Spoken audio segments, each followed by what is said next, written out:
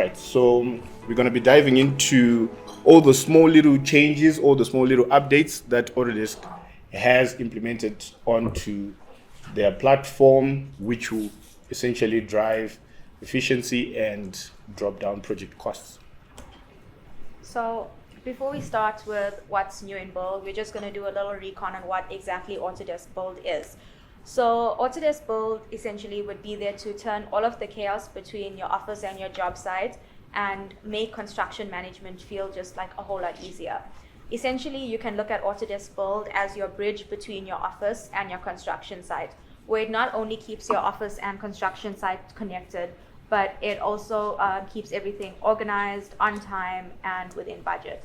So some of the things that Autodesk Build helps you with on the site is project management, field collaboration, streamlined workflows, quality and safety tracking, real-time information, and as well as integration across different platforms and as well as between consultants.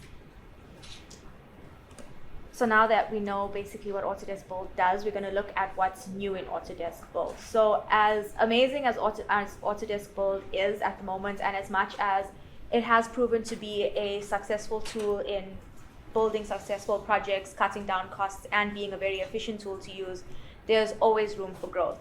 And even Popeye the Sailor Man needs spinach to make himself a little bit stronger. So essentially, we have Autodesk Build, and Autodesk Build between July 2024 and now, we can say it's been eating a lot of spinach. There's been a lot of updates, and there's been a lot of improvements with it.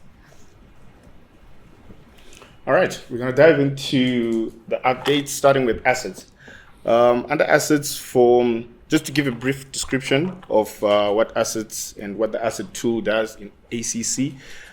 Basically, the asset tool in Autodesk Build allows teams to track and visualize construction components across the project lifecycle, from design through commissioning and handover. And what are the assets that we're talking about here? An asset can be any component of the construction process, such as building components, which is air conditioning units, pumps, elevators, cold rooms, depending on what project you are dealing with.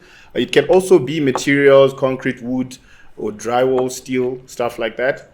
And what can you do with the asset tool now within ACC? You're looking at assigning statuses and visualize asset progress in multiple mediums, including PDFs and 3D models. The reason why I'm talking about what assets are is for everyone here to understand also that these assets that we are talking about, they contribute to a very large amount in terms of the project cost. So they need to be managed, tracked, and through handover to handover, and manage all these things to try and limit losses and stuff like that. Right. So under assets, the updates that we have, these are to try and, like I was mentioning earlier, to try and reduce clicks and also access specific information. You don't have to access it from a computer, you can access it from your mobile phone. So ACC has a mobile platform as well, which is pretty handy when you're on site. You can't be walking around with a laptop and stuff like that. So jumping on to the updates that we have under assets, you can now group systems and track independent assets collectively and assign statuses or forms to the entire system, which means it will increase in efficiency in terms of tracking these assets and grouping them basically to track, have they been delivered, where are they within the construction process, have they been installed, depending on what assets you're dealing with. You also have just basic configure the assets on the table on web and reordering what you call it columns and selecting visual fields. Members can also organize their assets in a way that is useful to them. So most of these updates on assets is basically trying to manage how to handle these assets and how you're viewing them, because depending on which construction project you're handling, there could be a whole lot of assets and it can get very difficult to try and filter through these assets. So these updates will assist in filtering the assets and helping you manage specific assets pretty easily and quickly. All right, so we've got correspondence. Correspondence is basically the email version of ACC to try and keep track of everything that's happening from within ACC and outside of ACC. It's the tool that we use to communicate with people who are not using ACC, whilst keeping the information within the platform and monitoring everything. So under ACC, you can now respond well for the iOS users, for the iPhone users. We couldn't previously, but we can now respond to the correspondence, which is emails, basically, using our mobile devices, so you can quickly switch and respond to emails whilst you're on site, wherever you are. You don't necessarily have to always open your computer. And also tracking through the activities log. So correspondence users will now be able to check the activities log. For those who've used ACC, you know the activities log is basically a summary of what's been happening within that particular task. So it now has an activities log that you can check to see what's happening within these correspondence. So this happened in July. These were updates that happened in July last year. And then in September, they also basically under correspondence, we created another, users can now create and send new correspondence. So then that was the next update after the one that I just spoke about, where you can now create the correspondence.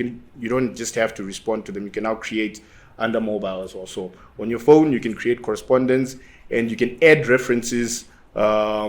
You can now add correspondence as a reference in other tools like your submittals, RFIs, even forms. You can now use correspondence as a reference as well, which means users will now see correspondence the reference pickers within meeting minutes, and correspondence in coming weeks also, reference picker in tools across the Autodesk Construction Cloud, And then in November, they created also another update where the correspondence back to the iOS mobile enhancements as well. Correspondence users on mobile iOS are now able to draft messages using rich text capabilities, both when replying to a thread and when creating new correspondence. Okay, so next we have the data connector, which I'm going to be speaking about. So your data connector isn't actually something that comes with Autodesk Build, but we thought it would be a good thing to cover at the moment. So your data connector actually comes with Insights, which is something that works in correspondence with your Autodesk Build. So essentially the data connector would be a backstage pass where it gives administrators and team members with executive access the ability to pull all the important project information and view it through their own lens using the tools they're already familiar with. So as you can see, we have quite a few updates between July and November concerning the data connector. So I'm just going to speak a little bit about it. So with the data connector, one of the really cool things that I think coming from an architectural background, there's a lot of paper that's involved and there's a lot of backtracking that's involved. There's a lot of storage that's involved.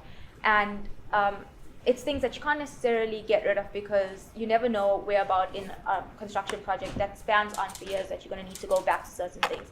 And with the data connector, what's cool about it is that you can actually go in and, like Nyasha was talking about your activity log, there's a whole lot of things that you can pull from your activity log.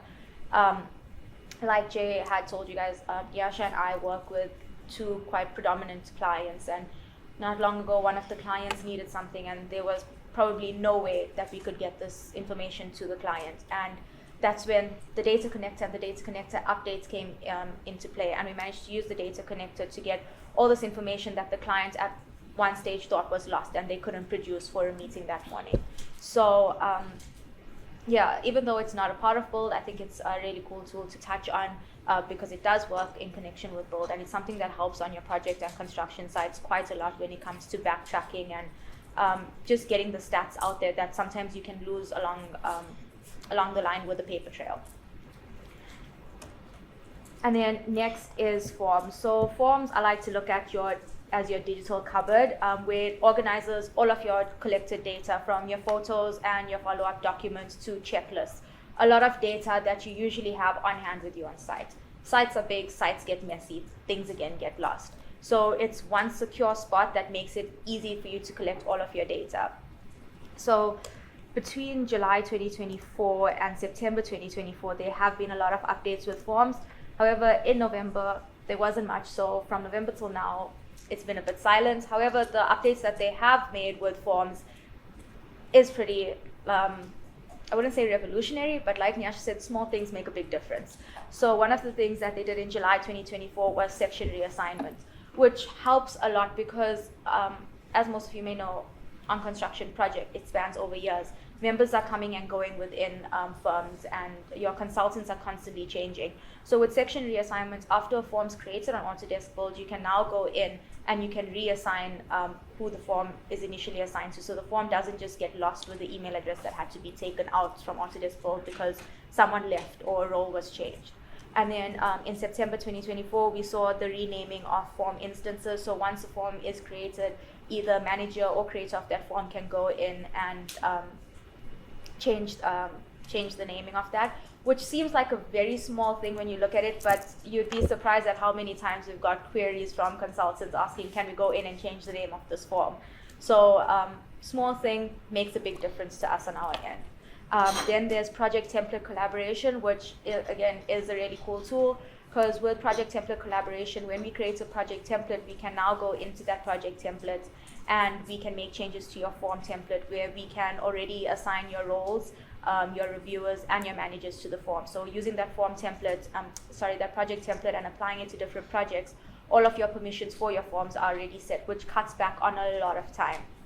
And by presetting that and not having to set those things in the rush of a construction site, you're also cutting down on a lot of costs because there's a lot of mistakes that you can avoid being made at the time. Because when you're on a construction site, small mistakes, small things make a big difference. Small mistakes can cost you quite a lot as well. So it also helps with your cost management there.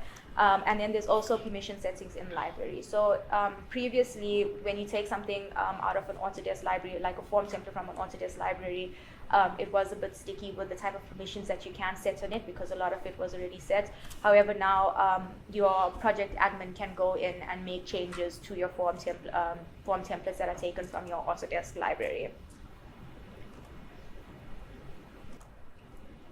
All right. RFIs, request for information. The updates that we have, I think this one here, most of the project managers will like this update. You're looking at in cases where an RFI was returned to the previous reviewer or coordinator, the originally submitted response will now remain in the response box and can be edited. So previously, you would have, if an RFI is returned to the reviewer, you would lose all the responses that were given by the reviewers. And it was a bit difficult to track in terms of what had been said so in most cases, you actually had to submit another RFI to try and keep the original RFI, which you lose track of which RFIs have been submitted and what were the responses on those. So with this update, you know exactly what the previous reviewers have said, and you can keep the RFI within that one submitted RFI, and you can keep track of that as well. That way, basically, I think most of the updates that we are speaking about today will significantly help you in time management as well. Because as you scroll and look for these things, depending on the size of the project, it can get very hectic. Right, so another update is when a member is removed from a project, the member's name will be displayed in the RFI as opposed to former member. So previously you would say, let's say Nyasha was removed from this project for whatever reasons that he was removed for, it would just appear as former member. And if you're dealing with a big project, the number of former members increase. The list of former members will increase. So this small update where it will display the previous member, the actual name and everything, you will know exactly who was accountable for whatever that happened at the time and was responsible for 1, 2, 3. So that small change, trust me, will make a big difference. And then the other updates that we'll be talking about that were issued in September, this is when exporting a report out of the RFI tool, users now have the option to save the report to a selected folder in files. So previously, you would have to download that report and then upload it. Right now, you can now just save it directly to a specific folder within files, which cuts a whole lot of time in terms of the number of clicks, like we're talking about. All right. And the RFIs page has been rearranged as well to try and streamline the number of what you'll be looking at, display the original question, suggested answer, and activities log clearly at the top of the page. Additionally, users can now expand the rows of the reviewer and responses. It's small little things where you're now able to fiddle around with the page to try and customize it as you please, the way you want to see the RFIs and stuff like that. Right, reviewers also can now include attachments directly as part of their RFI response, making it easy for the coordinator or manager to know exactly which files are part of the RFI response. RFI managers and coordinators can include these attachments as well as new attachments as part of the official RFI response. All right, I think you can go to the next. That's for RFIs. I think most of it was on the cosmetic side and how you'll be using the RFIs, but it will significantly assist in. Okay, so now we have what I like to call the conductor, like musical conductor, which is schedules. So schedules, with importing schedules from other systems, setting the rhythm with visual timelines, and ensuring everyone knows their part. That's essentially the role that schedule plays in ACC Build. And schedules has version control and granular permissions. So it ensures that the right people have access to the right information, and it keeps the entire project in sync. So as you can see, between July and November, there were a lot of updates made in schedules. And so schedules is something that the project managers would make more use of on your ACC Build platform. Obviously, everyone has access to it because it has things like your project timelines, your tasks, your planned tasks, and your schedule activities on it. So obviously everyone would need access to it, but the people who actually work with it a lot would be your project manager. And Nyasha, he's worked with a lot of project managers in his time in Modena, and I feel like these updates were made for them, and a lot of the issues that they found within the past year with schedules.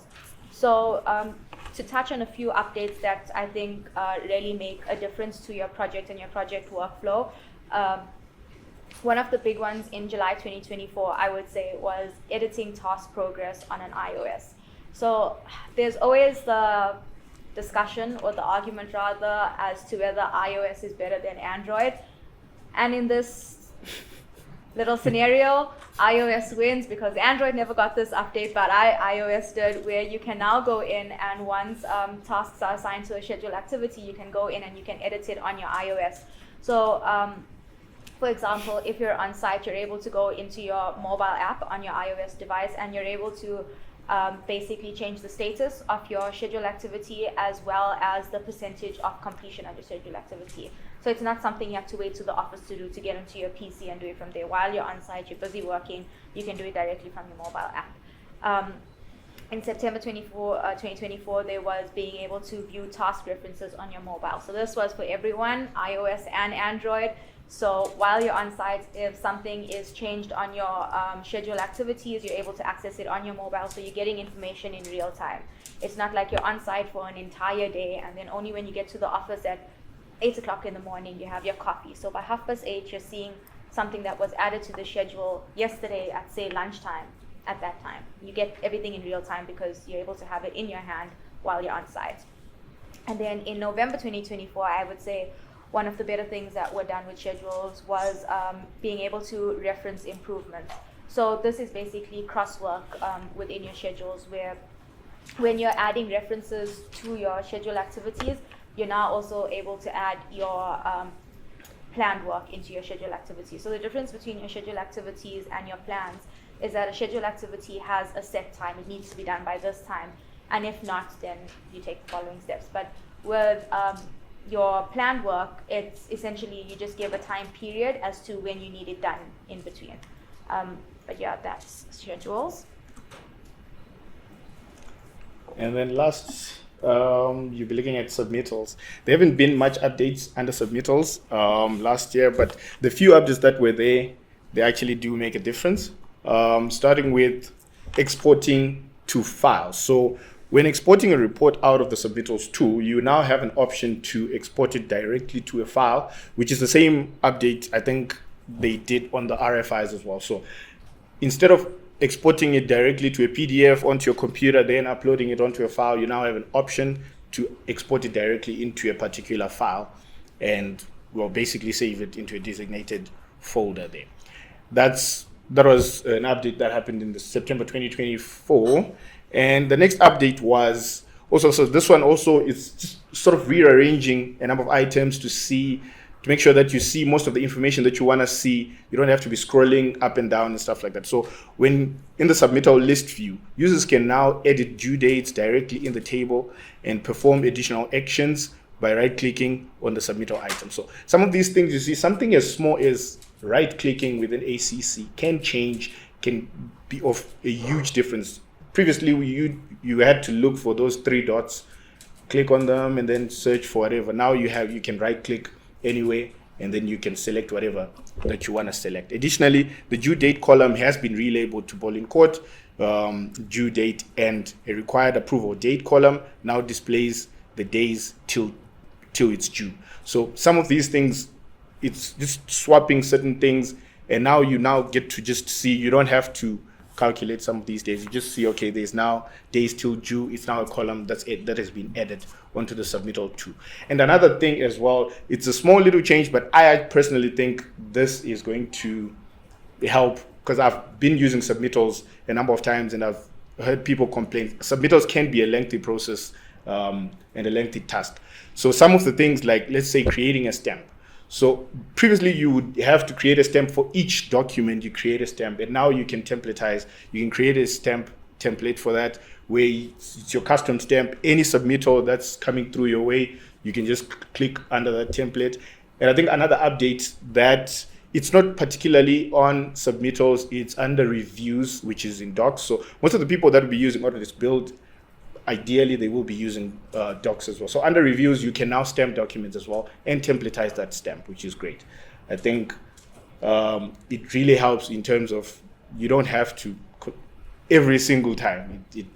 I've heard people complain a lot about this. I think there's a number of these updates that we have under Autodesk ACC, but we're not going to be talking about all of them. I think we can just jump onto maybe just miscellaneous items, maybe under docs and stuff like that. Before we get to that, I just want to talk a bit about sheets. Oh, yes. Yeah, because I think that's one of the bigger things that a lot of people do use on Bold, not just filing. Some people do actually go in and use sheets. So sheets is essentially your pin-up board, where you would pin up your sheets for everyone to come and view. You can upload and share PDF or Revit files within the Sheets tool, and it's easy for the entire team, whether in the office or on site, to have access to those sheets. So even on site, there's not these huge sheets of A1 paper that you're carrying around, trying to roll out, putting stuff against it so it doesn't blow away in the wind. It's all there in front of you in your hand. And I know not only with the Sheets update, but even having a tool like Sheets, it makes a big difference. You're not standing by the printer for a day and wasting time for a day because you have 50 sheets to print to go to site. And within that day, there's already a change that comes from site, so you're printing another 20 sheets for that change. Everything happens in real time, and everyone gets it in real time. So in July 2024, there was the sheet permissions within a project template. So this was quite a big one, I feel, again, because it works with the project template. So when you create a project template, you're able to go into that project template and adjust your sheet permissions. So as you're adding that project template to different projects, your sheet permissions are already set. Who can view this sheet, who can manage the sheet, and who can edit the sheets. And then there's also, so this is a really, really small change that was made, but it helps a lot, especially with frustrations with being on site. It was the collapse of the collection panels on your mobile. So if you go into Autodesk Build on your mobile, there's a little collection panels that you get up on sheets, which essentially blocks your sheet list view. And it's a whole thing to try and get yourself to be able to see it. And a lot of people don't necessarily have iPads. They're using Build on their phone. So a small thing like the collapse of the collection panels on sheet, it helps you get a better view of the sheets on your mobile phone, which at times can get frustrating when you're walking around site and you're trying to zoom and you're trying to find the right sheet for the correct room. So again, small thing, I think makes a very big difference on site. It also helps a lot with your time management on site. And then there was the permission limit changes, which may not seem, again, like a very big difference. So with the permission limit changes, it now limits you to in your Sheets tool being able to add 300 project members, 300 project roles, and 300 companies. With that limit, one of the bigger things is that it's just controlled chaos, because I'm sure many of you have heard the saying of too many hands. So yeah, that's what's new with Sheets. All right, on to miscellaneous items. So these ones, it's not specifically under build. It also includes a number of items in docs, files, and reviews and stuff like that. So I'm not going to talk deep into these items. I'm just going on maybe just a few items, like exporting 2D views from DWG and Revit files as well. So this is an update that they had, where you can now export 2D views directly from DWGs and Revit files. And these 2D exports contain markups as the PDF files. And this applies to Revit 2022 only, going up, sorry, and DWG files uploaded. But the DWG files that only have been uploaded after May 2023. Other items that have been updated is how you view the version history of files. Members can now view the attributes and values of historical versions of their files in the version history panel as well. So such small things. I think most of the updates here, you're looking at updates that will basically reduce in time, clicks, and ultimately reduce in cost, because time is money, and we are basically moving towards a digital site where we're running everything through online platforms, which means reducing in printing costs, the back and forth of reviews and markups and stuff like that. That's printing costs that will significantly reduce from projects and the construction process. Just in conclusion, small changes used together create one big successful project, and all of these small changes that were added on the platform, very tiny changes in very different tools. However, all those tools essentially come together to create your one project, and it is success on our side, especially with the amount of queries that we get coming in, and with the amount of frustration that people have, because Build, a lot of people use it, and a lot of people are new to it, and when something is new, the frustration kicks in, and you don't necessarily see in the beginning the beauty of it. So by combating those frustrations over time, by identifying them and combating them, it makes people see the beauty of Build and how it helps quite significantly in digitizing your entire construction site.